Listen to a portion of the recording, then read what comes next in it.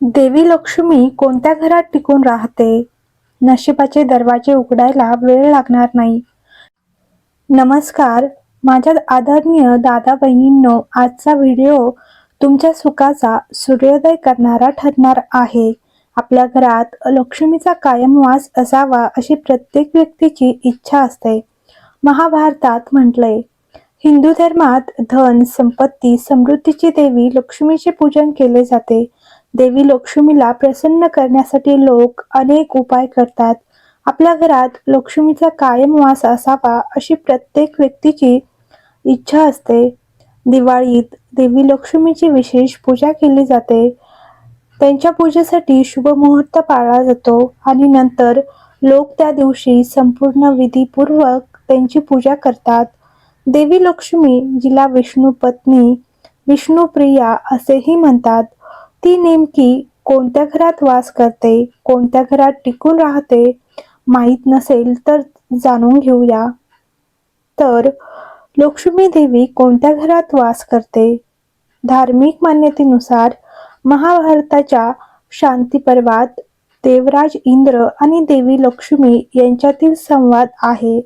यामध्ये देवी लक्ष्मी राजा इंद्राला समजावते की ती कोणत्या घरात राहते. देवी लक्ष्मी म्हणते की जे ब्रह्ममुहूर्तावर सकाळी उठतात, आंघोळ करतात, अंगावर चंदनाचा लेप लावतात, माझी पूजा करतात, आपल्या ज्येष्ठांची सेवा करतात, आपल्या घरी येणाऱ्या पाहुण्यांचा आदर करतात, ज्या घरातील स्त्रिया दागिन्यांनी सजतात आणि ज्या घरात कुटुंबीय आनंदी असतात, ज्या घरात सामान इकडे तिकडे विखुरलेले नाही, ज्या घरात घाण नसते, वाद भांडणं अशा कोणत्याही गोष्टी नसतात, अशा घरात देवी लक्ष्मीला वास करायला आवडते.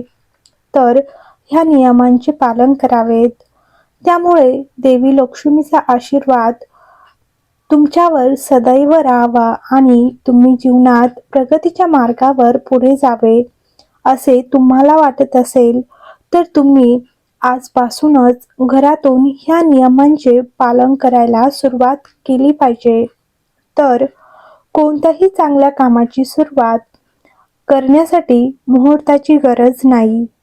नवीन आणि चांगल्या गोष्टीची सुरुवात नेहमीच फायदेशीर मानली जाते. तर देवी लक्ष्मीची 8 रूपे कोणती? हिंदू धर्मात देवी लक्ष्मीची पूजा करणे अत्यंत शुभ मानले जाते. देवी लक्ष्मीची 8 रूपे आहेत, ज्यांना अष्टलक्ष्मी म्हणून ओळखले जाते. मातेच्या 8 रूपांची पूजा केल्याने भक्तांची सर्व दुःखे दूर होतात असेही सांगितले जाते. त्यामुळे जीवनात आनंदही येतो. धार्मिक श्रद्धेनुसार देवी लक्ष्मीची 8 रूपे अतिशय अद्वितीय आणि मोहक आहेत. त्यांचे केवळ ध्यान केल्याने भक्तांचे सर्व त्रास दूर होतात. आदी लक्ष्मी देवीच्या ह्या रूपाच्या उपासनेने मोक्ष प्राप्त होतो. आईला मूललक्ष्मी, महालक्ष्मी ह्या नावानेही ओळखले जाते. देवी भागवत पुराणानुसार आईने विश्वाची निर्मिती केली आहे. यासोबतच त्रिमूर्ती आणि महाकाली, लक्ष्मी आणि महासरस्वती त्यांच्याकडून प्रगट झाल्या. देवीची आराधना केल्याने जीवनात समृद्धी येते. तर दुसरी आहेत विद्यालक्ष्मी. माता विद्यालक्ष्मीच्या उपासनेमुळे शिक्षणाच्या सर्व क्षेत्रात यश मिळते. देवी शिक्षा हे ज्ञान आणि बुद्धीचे प्रतीक मानले जाते.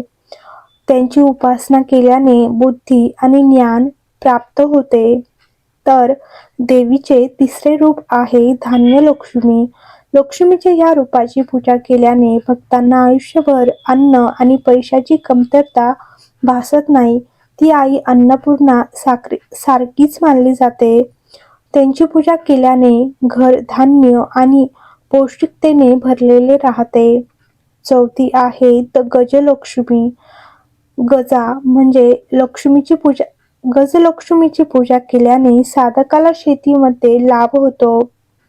आईचे हे रूप जमिनीची सुपीकता टिकवून ठेवते आणि कमळावर विराजमान आहे आणि तिला 4 हात आहे, ज्यामध्ये तिने कमळाचे फूल, अमृत भांडे, वेल आणि शंख धारण केले आहेत.